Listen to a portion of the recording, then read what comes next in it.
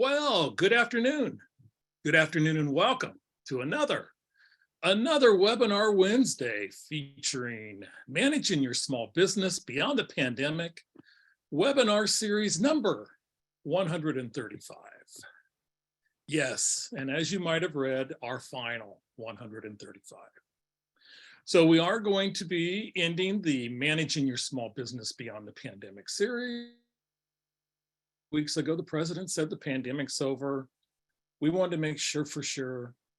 2.5 years and 5 weeks later, being here every Wednesday, we're going to be done for now.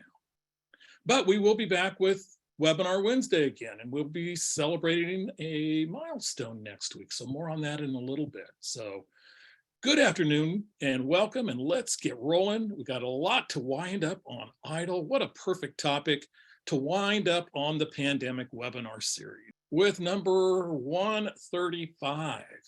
You know, one thing, I am going to miss calling these webinars by the number. When you do 135 consecutive Wednesdays, live webinars, you end up calling them by the number. So this is 135 and the final one. Our very first pandemic series began back on March 18th, 2020, right at the beginning, right when EIDL was first coming out. EIDL has changed quite a bit since then.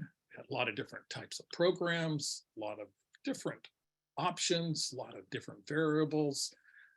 And we're here to cover it all in one last time. So today is going to end 135 live consecutive Wednesdays of being here talking about pandemic relief and recovery from the pandemic.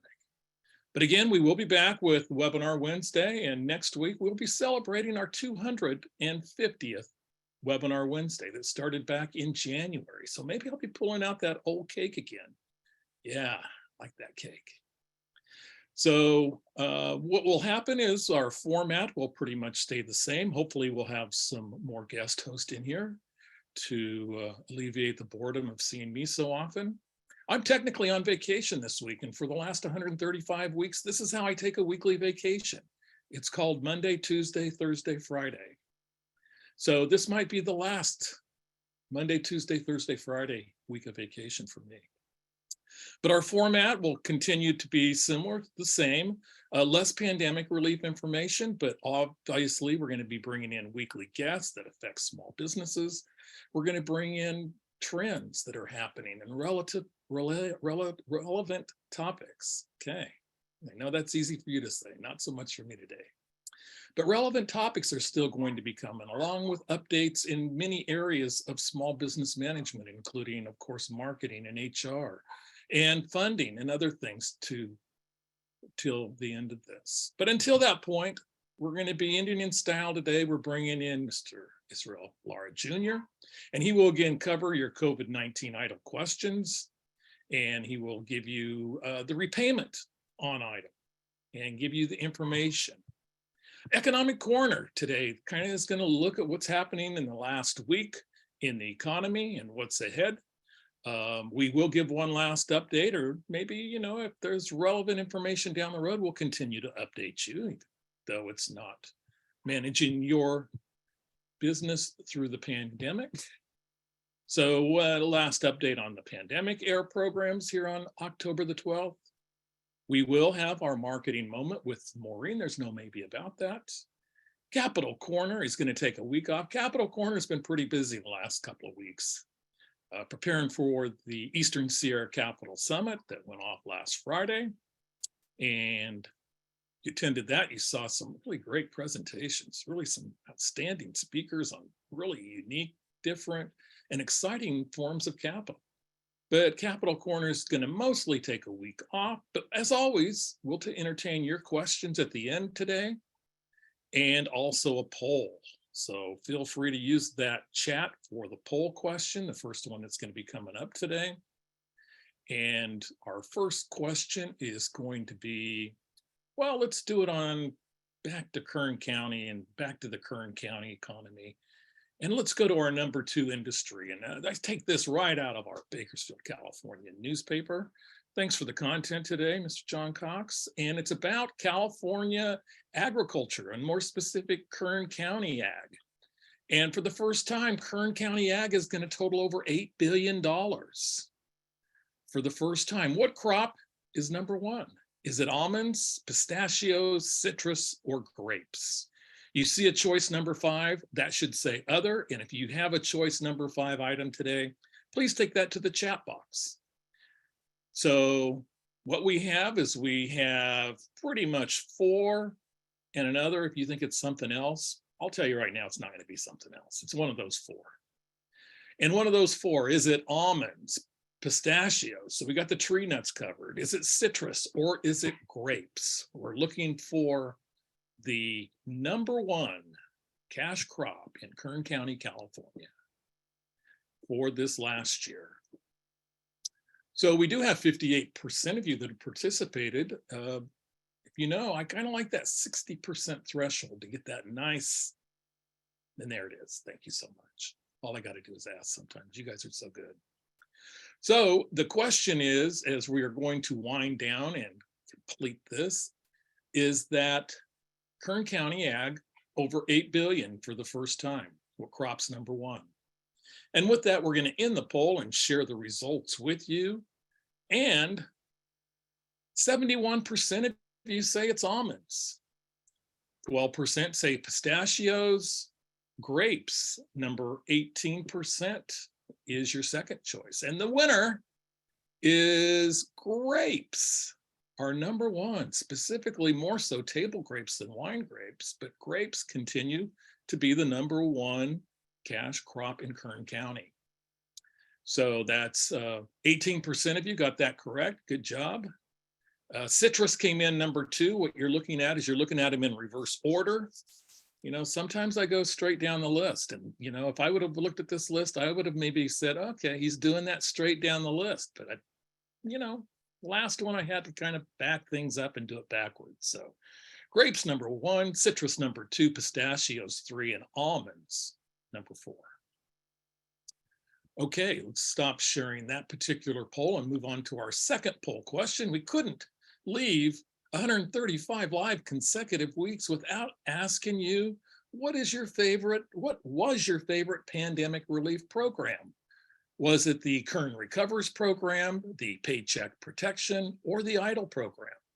And if you have an EIDL, or excuse me, if you have an other program, and there are several of those, put it in the chat. Let's see what they are. Because on the federal side, we had under other, we had the restaurant revitalization, we had the shuttered venues, we had the employer tax credits, the ERC. Statewide, we had the California Relief Grant Program. Now we have the micro program still going. We had other venue programs, local, many other local programs. City of Wasco had an outstanding program, City of Bakersfield programs as well. So what was your favorite? And then, you know, I'm going to score these. I want to, you know, with 64% of you participating, I want to just jump in real quick and say that all 3 of these I gave an A. I gave the letter A grade for these 3 particular programs. Kern Recovers, I gave an A+. It did so many great things in a timely fashion and very transparent, and also covered the PPP, and not the PPP, but also the PPE. So they had PPE, and we had Kern Recovers, the EIDL program also. So let's particularly in this poll, all 3 of those 3 I gave A's, but there were more A's to be handed out. A+ for Kern Recovers, pretty much an A+ for the PPP and EIDL as well. Let's stop it. Let's share the results with you. And 61% of you like the PPP, 28% the EIDL, 11% of you other. So we'll go to that box and we'll see what other is on that. So 61% of you, the PPP, which does not surprise me, as it was not a program that needed to be repaid. It was timely, was there in 2 increments for those of you that were able to qualify for the second round of the PPP.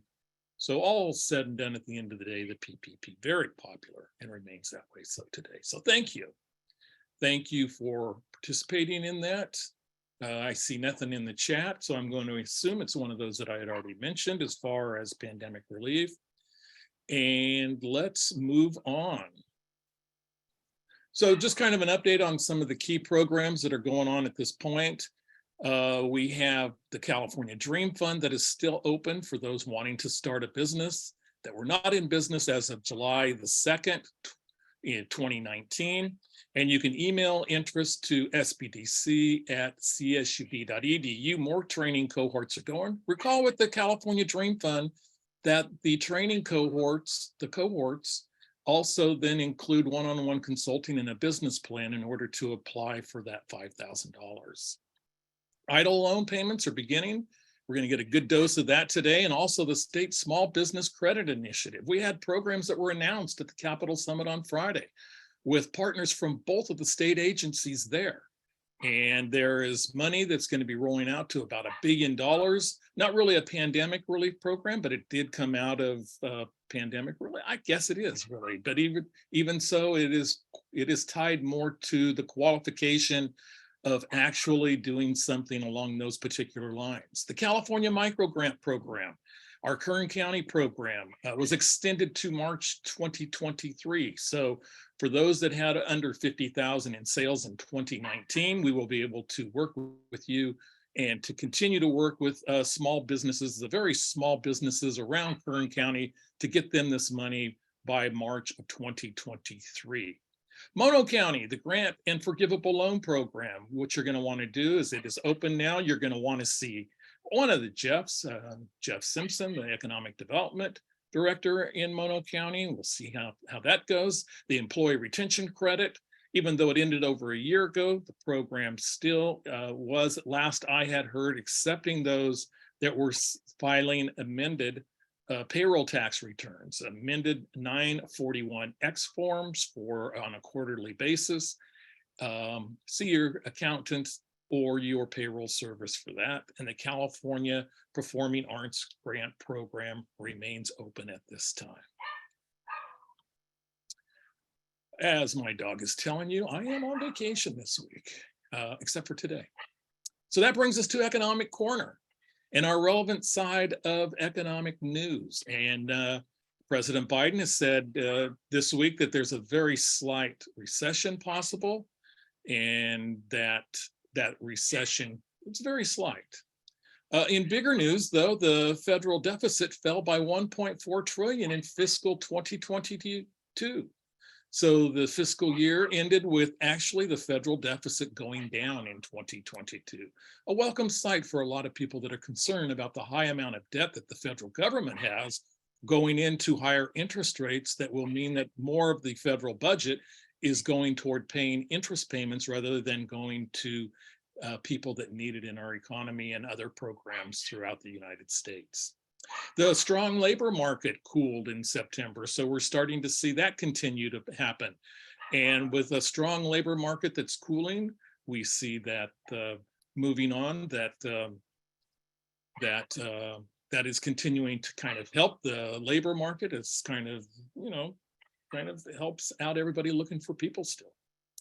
And also the world lending capacity. This is kind of interesting. The world lending capacity is getting stretched. And by that, I mean that some of the world lenders to the poorest countries, like the IMF, the International Monetary Fund, and the World Bank, have been making loans over the last few years during the pandemic to really help out poor nations. And now interest rates are rising, really making that lending capacity for these poorer countries really kind of a critical issue on a global basis. It's kind of like a lot of our small businesses. The lending capacity was diminished because of the pandemic, and that the pandemic resulted in a lot less ability for the bank to qualify, or the bank to actually make loans to qualified small businesses. Okay, so our capital quarter, you've seen our weighted average capital equation.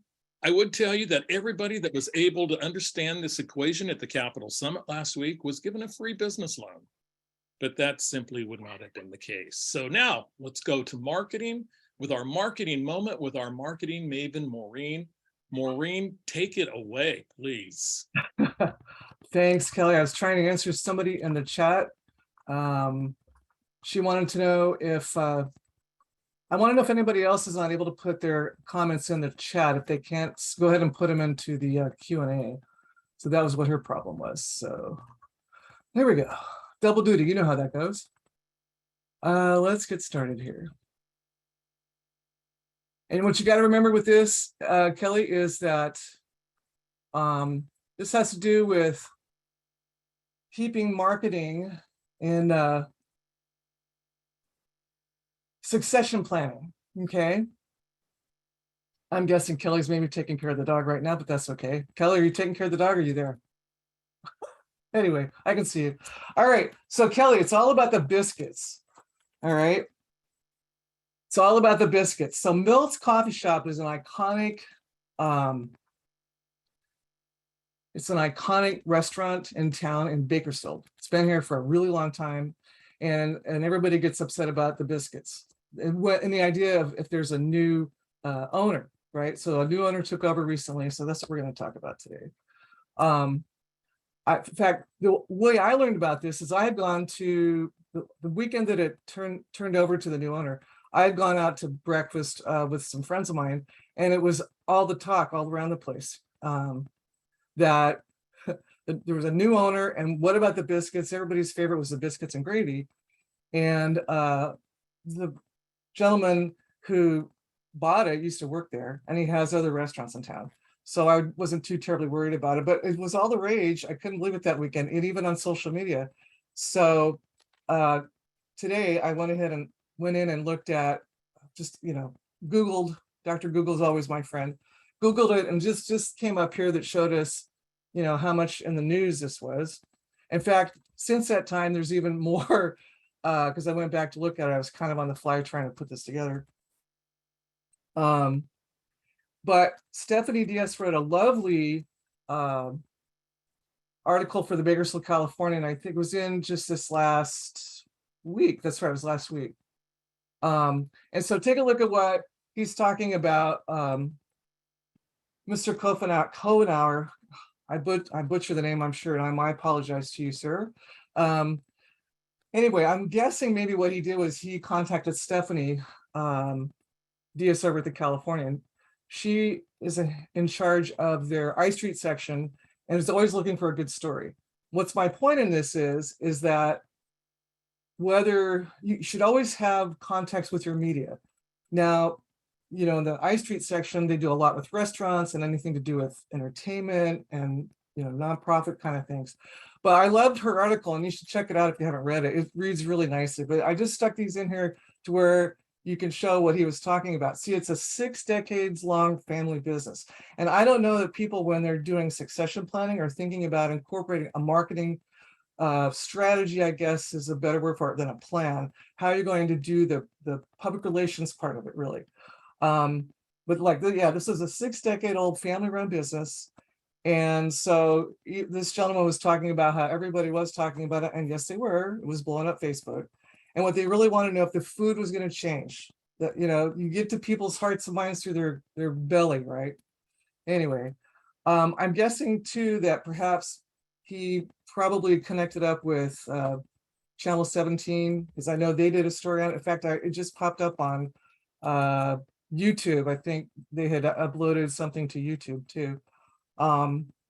Anyway, so here's a picture. They got like 4 different pictures in the Californian. And so your upper right here is our young gentleman who owns, like, I don't know, 3 or 4 Old River grills in town in Bakersfield, as well as taking over Milt's. And he does a fine job of it. I've eaten it both. And then here's one of the cooks there too. So they got a good spread, TV and newspaper, probably radio too. So what's my point here? Well, the 2 closing points here really are, one, plan your public relations as far as how you want to get the word out there to where you're the one who can control your message. That's going to be everything from planning out your social media to, putting a press release together for TV, radio, newspaper. John Cox is he writes wonderful articles for the Californian. He does all the business reporting for them. And he's always, open for story ideas on business related things. I come across clients a lot of the times who are, you know, kind of reticent to contact them. They're always looking for local stories wherever you are, whether it's Bakersfield or, you know, Bishop or, you know, wherever else, anywhere. But so Kelly, it's all about the biscuits. You know, people's, you know, bellies is what they're worried about. Sounds like I have an assignment coming up. I think so. Yeah. Okay, great. Do you think so? Great Milts is there and is going to continue to be there. So that's wonderful. Yeah, I mean, if you haven't been over there for your biscuits and gravy, you got to go do it. So. Okay. Okay, so moving along our YouTube channel, we'll probably update this pretty soon. Some goodies in the YouTube channel. You'll continue to find a lot of things, including probably pretty soon the Capital Summit from last Friday. If any of you want to go back and see any of those fine presentations or hear any of the speakers. You hear the nice quiet I have now also here. Our Capital Access Toolbox, which goes beyond capital access. Really, we have a lot of tools at the SBDC, and we really want you to kind of engage them if you need those. That includes live plan business planning, financial projections through live plan. We have some wonderful market analysis and customer development. And Maureen threw me for a little bit of a curve because I thought she might be talking about the market analysis customer development that she's going to be doing with our transition away from the pandemic relief series. And that's going to be a survey coming out to all of you and even more. So be looking for Maureen's survey and where you want this to go. You're the boss, you're the customer. So you let us know where you want this webinar on Wednesday to go, what you want to hear, who you want here, and we will continue to try to bring you the best that we can. Crowdfunding assistance, yeah, absolutely. So, okay, our special guest is Israel Lara Jr. Israel it's been fantastic through this pandemic. I could think of nobody better to end with than somebody who was in the trenches the entire 135 weeks of working with clients and trying to solve problems for a variety of SBA products. And he is the outreach and marketing specialist at the district office in Fresno, serving all of Central California. He's got a very strong financial background, was detailed to the Office of Disaster Loan Assistance as a loan officer and specialized in the EIDL program. He has served as a loan officer at a Commercial Loan Service Center office in Fresno, many other leadership positions in his career, very well-rounded. And as back in March, neither of these two people over here off to the left are Israel Lara Jr., but Israel Lara Jr. is here, and take it away, Israel. Thank you, Callie, and good afternoon to everyone. I'm going to share my screen because I want to show you a power presentation that I put together to go over the Pay.gov and the CAPS portal, and then give you some information very quickly about SBA. So hopefully this will allow me to do that.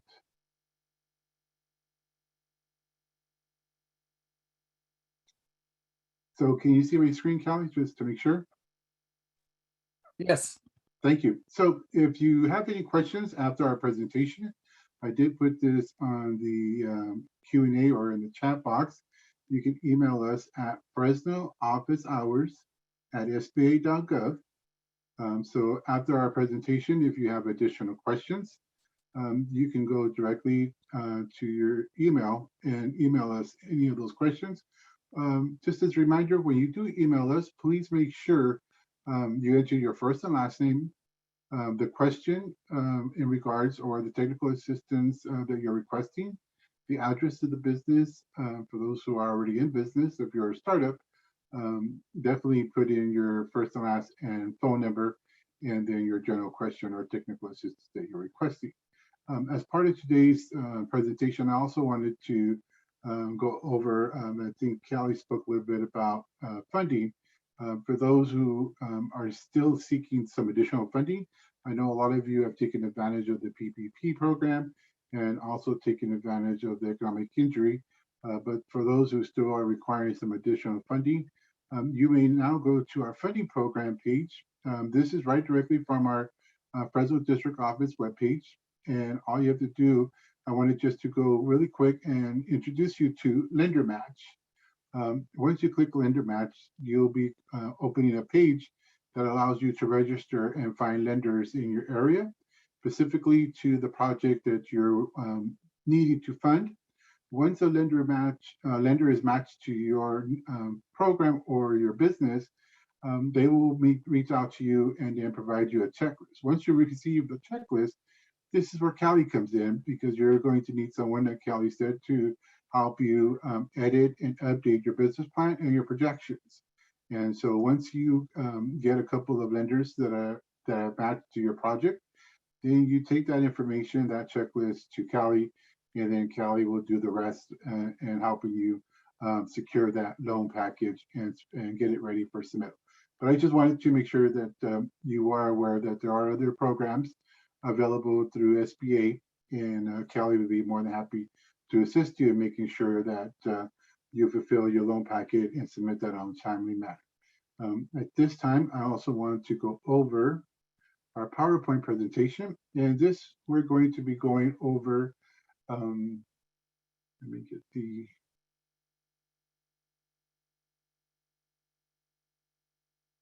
Here we go. So here at SBA, we wanted to go over the overview of how to pay.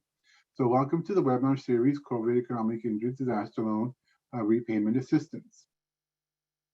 As per today's presentation, we wanted to just give you a really quick snapshot of what Economic Injury Disaster Loan is. And many of you are already familiar with the program because some of you have already participated, whether it was through the Economic Injury Disaster Loan or the PPP program. But today we're specifically going to focus on the Economic Injury Disaster Loan. And just to give a quick overview, you can qualify for up to 100, up to $1,000 to $2 million, and payments are deferred for 30 months. And now those who have a promissory note that's due starting October, November, December, depending when you sign the initial promissory note, is when you're going to start making your payment. So I just want to make sure, and for those who do have their promissory note or don't have it in front of you, it's important that you do locate the promissory note, because that's going to be very important to make sure you're making your payments on a timely manner.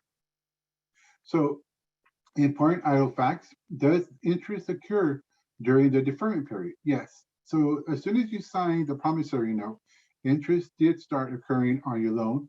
And this is what we're going to discuss, and how much interest have you occurred during the 30 months. And we'll talk a little bit about how, where you can find that information.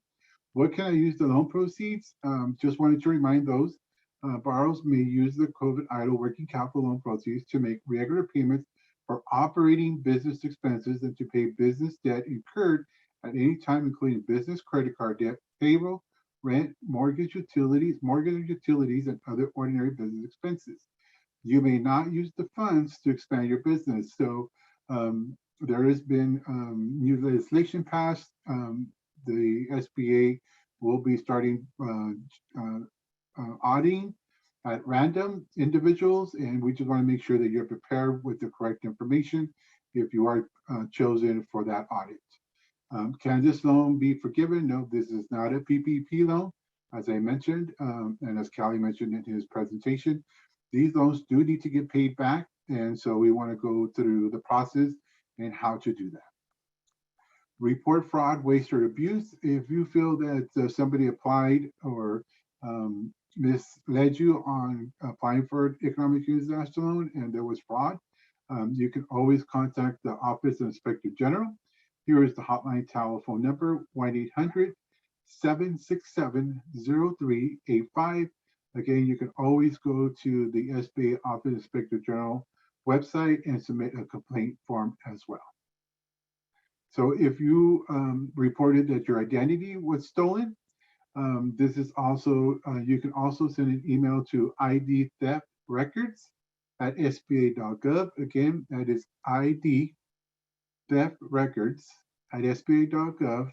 And then just send them an email. Make sure you have your first and last name, a phone number, and a quick description of what occurred, any documents that you think might be of importance to submit your identity theft report.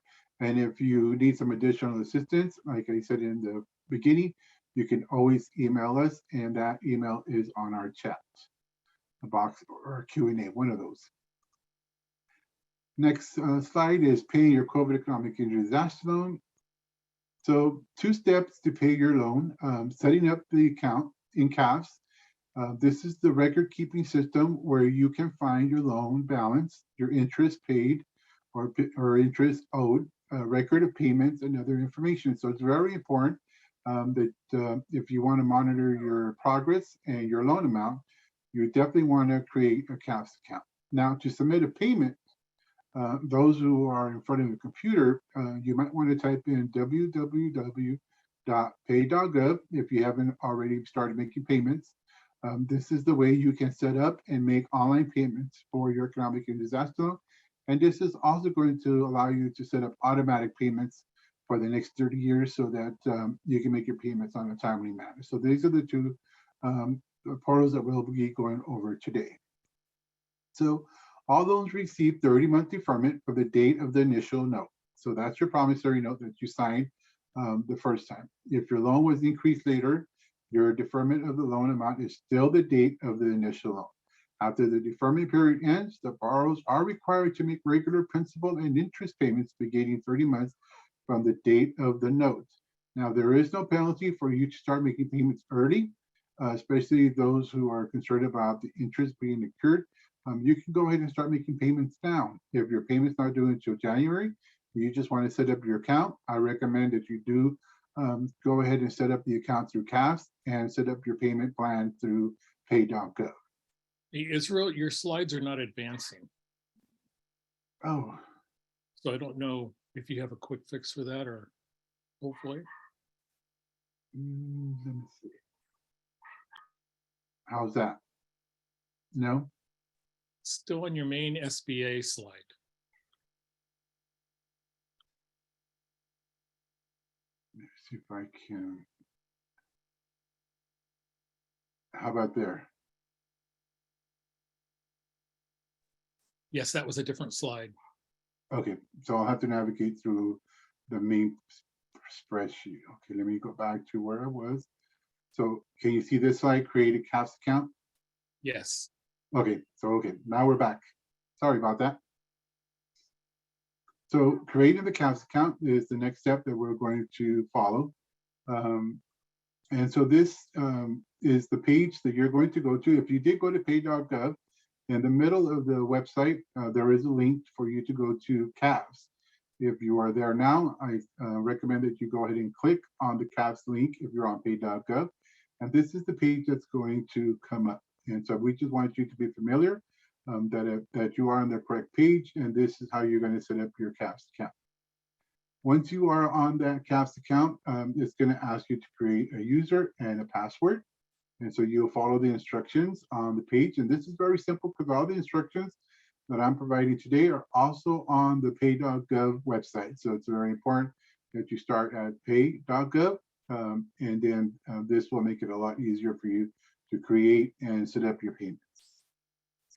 So once you've done that, it's going to ask you to create a user and make sure you have a password.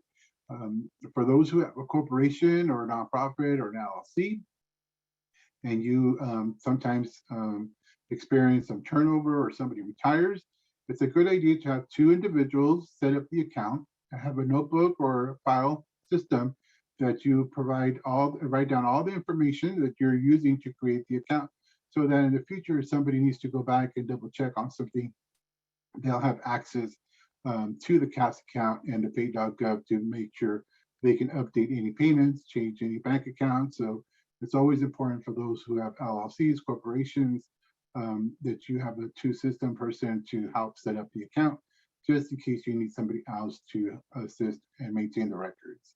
So our next slide is just going to allow you to go ahead and create the user and password.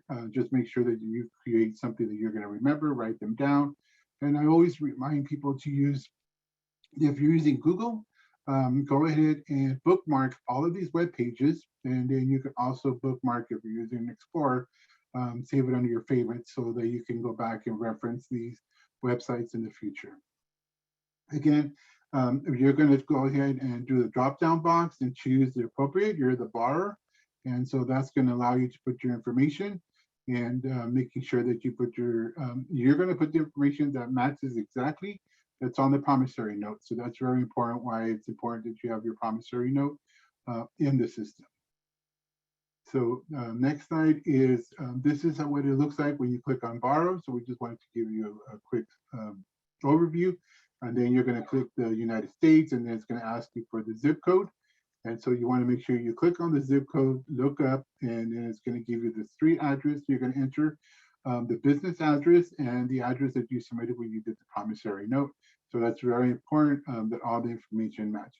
Now, this is going to be particularly important for the LLCs or corporations. When you put in the mobile phone number, because there is a two-part authentication process in order to access the CAS account. So you will be getting a text or an email with a code or security code to enter in order to access your account. So once you receive that code, you're going to have to enter it. So it's important, whichever phone number that you use, that person is going to have to be available to give you the code so that you can log in. So it's important, whichever system you're going to use, and the same thing with email address.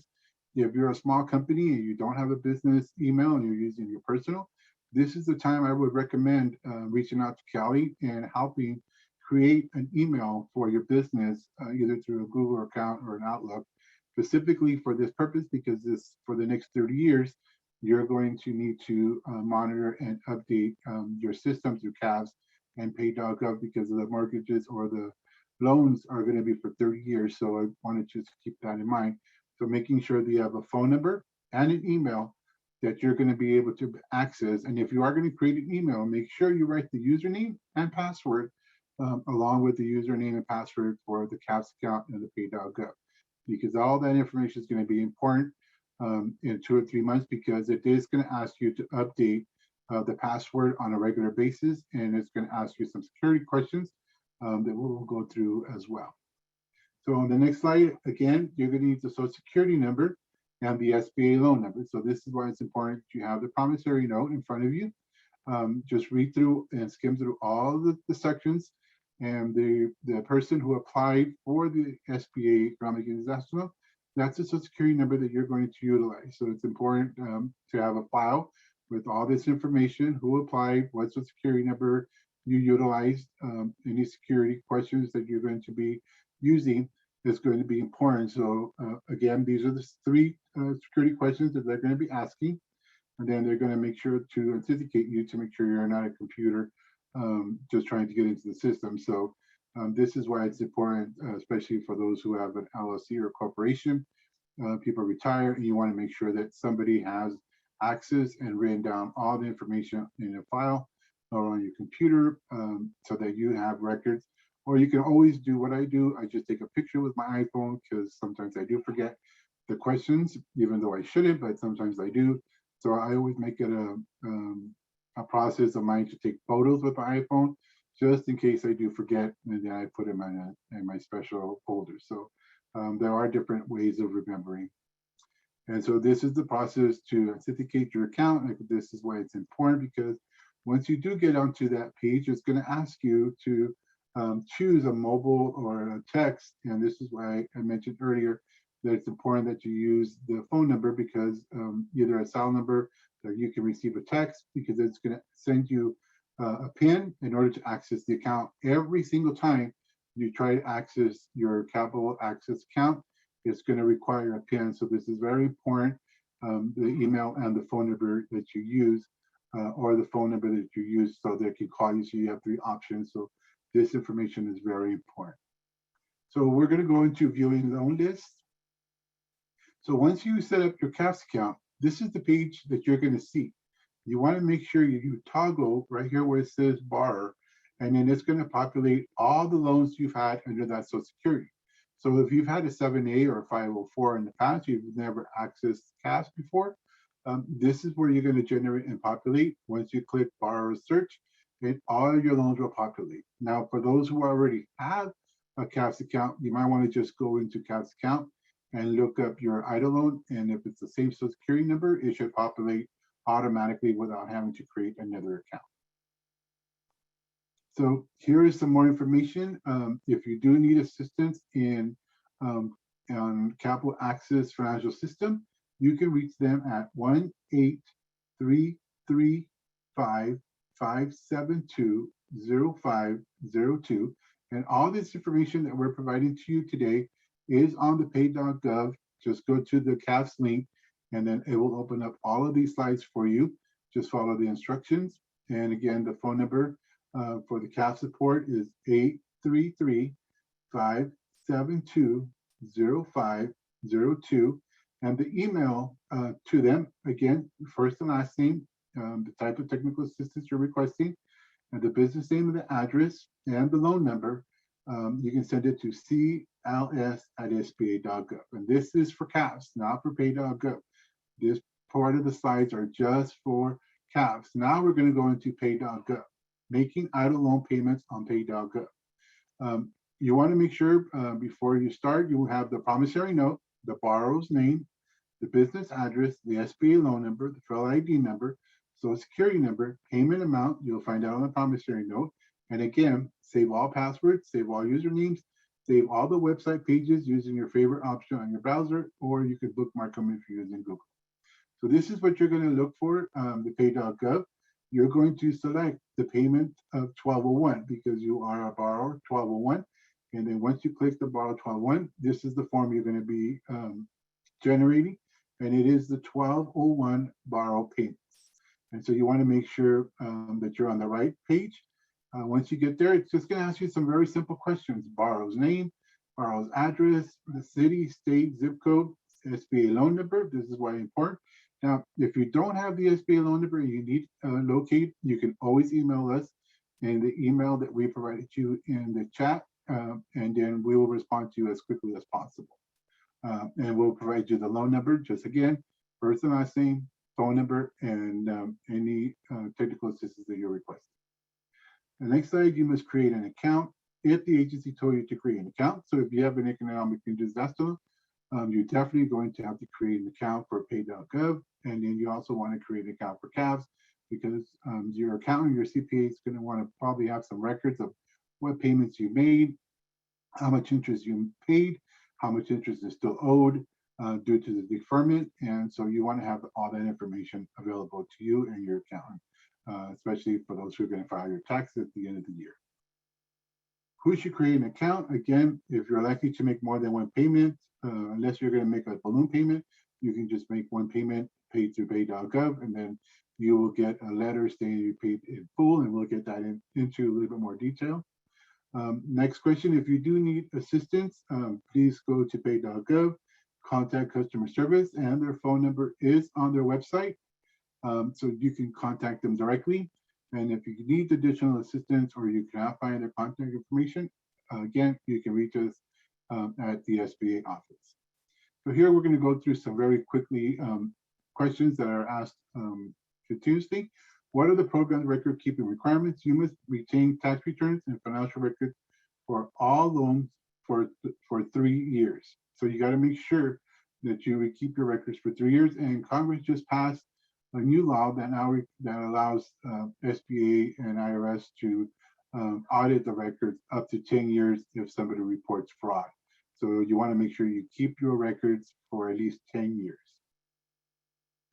If I need to close my business, if you are going to close your business, please make sure you contact SBA first. Make sure you call SBA at 855-778-3154 and have your loan number available again. So please do not do anything, whether you're selling or closing, before you contact the SBA, because you don't want to violate the terms of your promissory note. And so we want to make sure that you're able to go through the process. But before you do that, please contact SBA. What if I want to sell my business or have a change of ownership? Again, before you do anything to the business, based on your promissory note that you signed, you need to contact the El Paso Disaster Servicing Center at El Paso DLSC at SBA.gov to get more information on what you do and what the next steps are to sell or change the business ownership. So please do not attempt to sell or alter the business ownership until you get approval from SBA. Now, what if I can't make payments? Just as a reminder, this is a loan.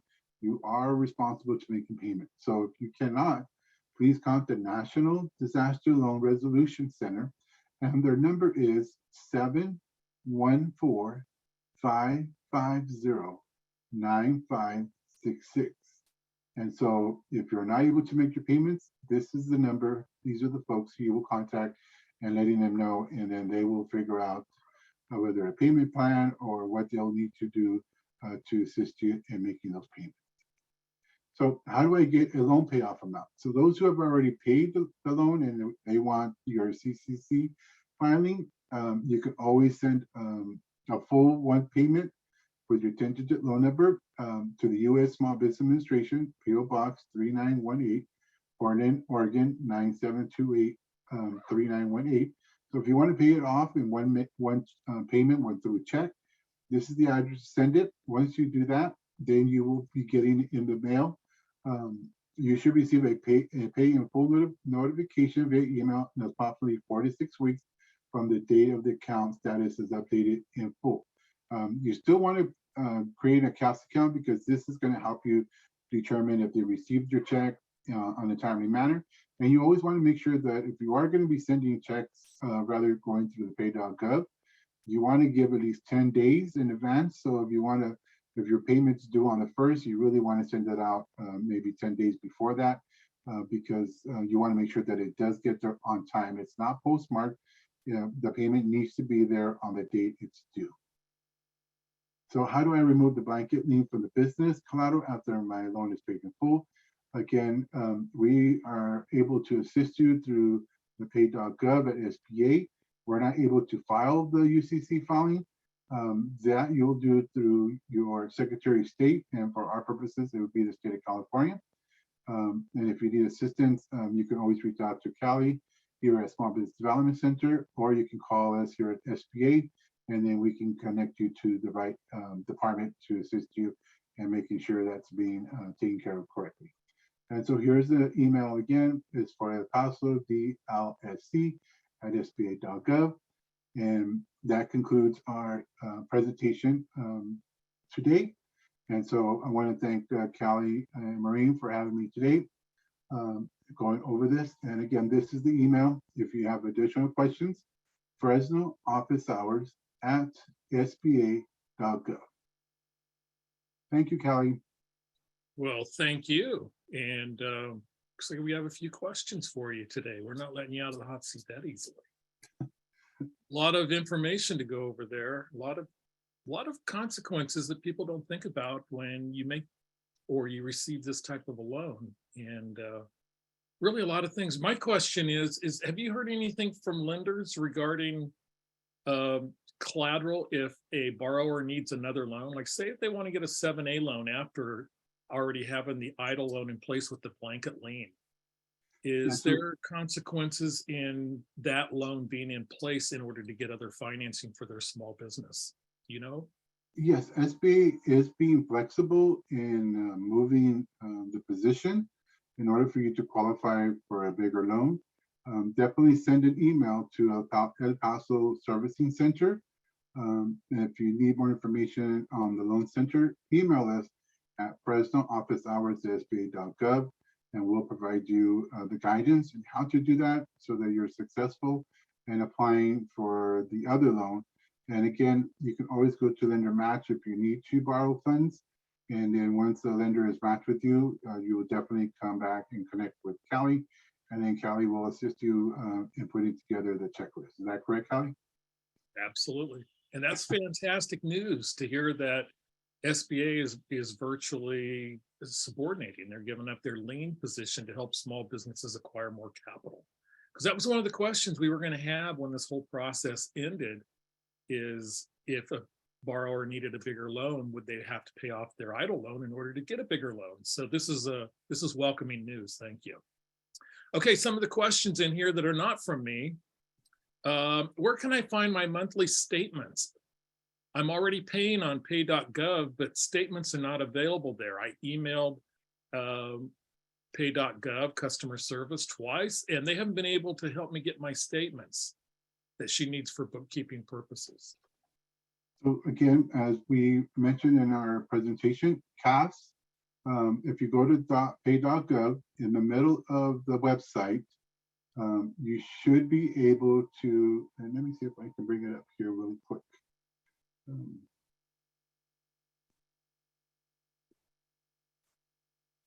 If you type in pay.gov, it should open up the CAS account link. My computer is kind of slow because I'm sharing. So if you click on pay.gov, it's going to open up the page, and then right in the middle of the website is the CAS link. Click on the CAS link, and then that's going to allow you.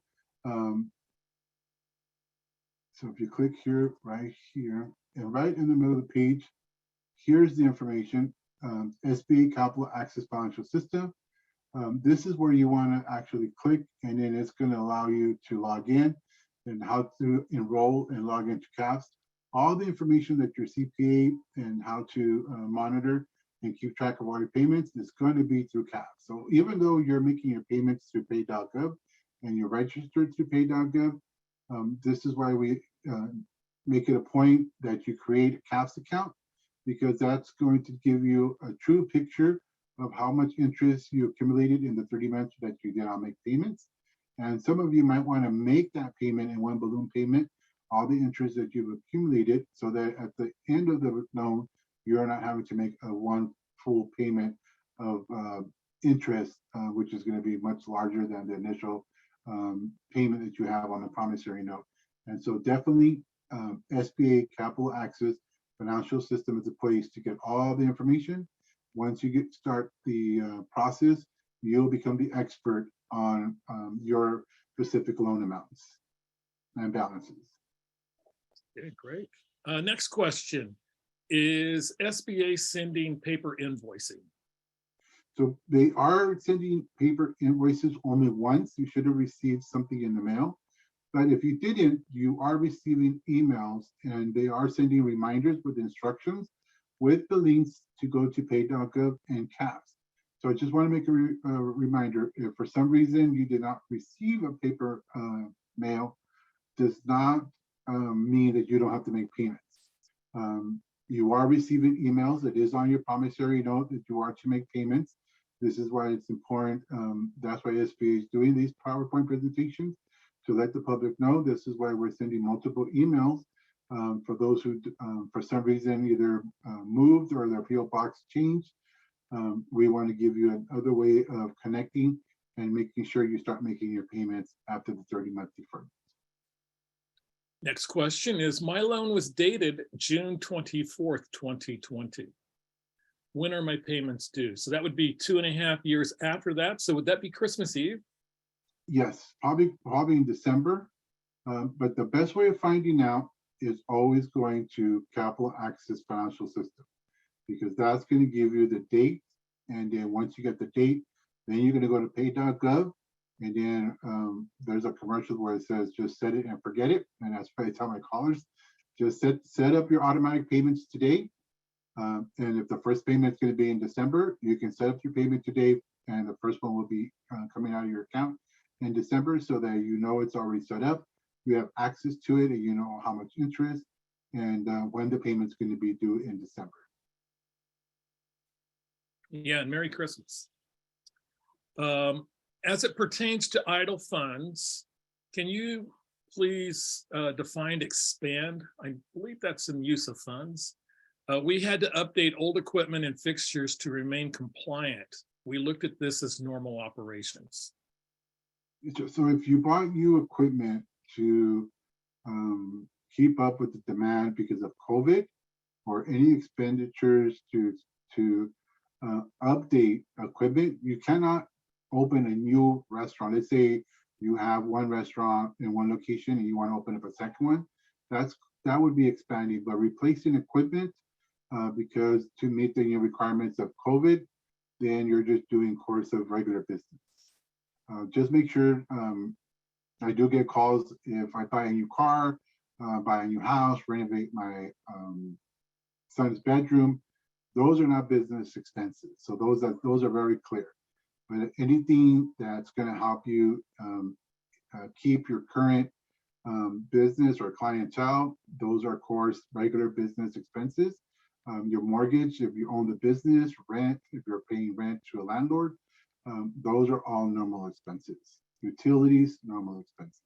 And if you have additional questions and you want to get clarification, we do have loan specialists available to you at our Fresno District office. And I would always suggest you send an email to Fresno office hours at SBA.gov with the general question about what type of equipment, and then we can make sure that you're following the guidelines. It's all in what people would say in the wording, and so as long as it's going to be to keep you in business due to COVID-19, you'll be fine with making sure you spend the funds for your business expenses. Next question is, my client is unable to set up her account. She's being told that her loan number is invalid. How can we resolve this? Send an email to Fresno office hours at SBA.gov. Please make sure if you are not the primary borrower, make sure the borrower information is in the email. And if you are going to be on the call, make sure that the borrower, and if you're the CPA or an accountant, we could do a three-way call, but we do need permission from the borrower. And then there are going to be some security questions that the specialist will ask, like the promissory name, what the amount was, the address, just for security purposes, just to make sure that you are the person that is the true owner of that loan.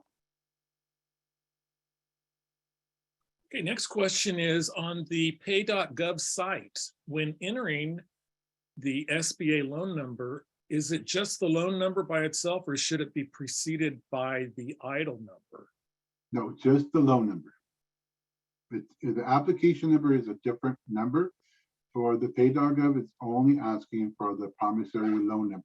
If you do not know the loan number, definitely email us at Fresno office hours at SBA.gov. We will need a federal ID number or social security number to look you up. And again, one of our specialists will go through a security check by asking you some specific questions about the account, just to make sure we authenticate you and the account. Next question is, I had a CAFS account, which was created several months ago, but it was closed, canceled, disabled, because I did not log in within the 90-day time frame. What should I do to log in? What should I do now to log in again and see if the loan details work? So if you go to CAFS, there should be reset password. Once you click that, it's going to ask you for your security questions, and then it's going to ask you to recreate a new password. This is why it's so important.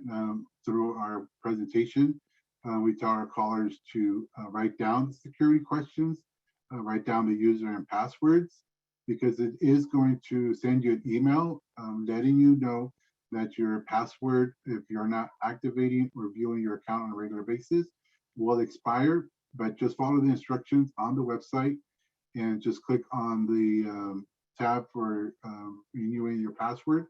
And if you still need assistance, definitely send us an email, Fresno office hours at SBA.gov, and we can set up a Teams meeting and walk you through the system through either Teams or Zoom. We are having regularly office hours in the morning at 10 a.m. Once a week. And so if you need some additional technical assistance, we do have office hours where you can ask general questions. It's an in-person presentation or webinar, so you can ask anything that you need to start, expand, or grow your business, or on your PPP or EIDL. Well, fantastic. Well, great stuff, my friend. Thank you for joining us. We're out of time, but I do appreciate you coming in and letting us know about some of those issues, and also letting us know about the office hours now, the new office hour program at the Fresno District Office of SBA. Yeah, so if you go to our Fresno District website, and go to our events, you can make sure you subscribe for our newsletter and our emails, and we will send you the links to our office hours, and those are going to be at 10 a.m. And every week we will be having a new guest speaker, either through, you might even see Kelly one of these days at our office hours talking about his program and the resources that he provides. So we are going to be reaching out to some of our partners and give them an opportunity. And then we're also going to talk about contracting, how to create an account. And if you are interested in contracting with the government and providing services, we are going to be having those discussions also during our open office hours as well. Fantastic stuff. And just one quick follow-up to a question. When we went to reset the password and validate, they asked them to call CLS, which was the 833-572-0502 number, to reactivate the account. And then that should be able to help reactivate their account. So maybe that'll help others as well. Yes, just follow the instructions. And again, if you're not able to, email us at Fresno office hours at SBA.gov. Fantastic. Well, Israel, thank you. It's been great. Appreciate all the help and wisdom that you can bring. Now, are you still doing your webinar with the district office on basically the same topic on a regular basis? Yes, we do those every Tuesday at 11 o'clock. So if you're still not able to log in, you can always join us on Tuesdays at 11 o'clock. And if you know anybody else that needs assistance, they can also go to our Fresno District office website, go to our events calendar and just subscribe. And then we will send you the links to all of our presentations and webinars. And either whether you want to learn more about Pay.gov or CAVS, or if you want to join us at our regular office hours where you can ask general questions and interact with our specialists. Great stuff. Okay, well, great. I know it seems to be pretty difficult. There's a lot of things that can go wrong, it seems like, with every aspect of every type of every one of these programs. So it's great to see that a lot of the resources are being covered here. Keep up the great work. It's great having you on. Thank you. Okay, for our producer, Maureen Busher-Dang, and for Israel Lara Jr., who was not pictured on his slide. This is Kelly Bearden. We'll be back next week. It's Webinar Wednesday next week. See you then. Bye-bye, everybody.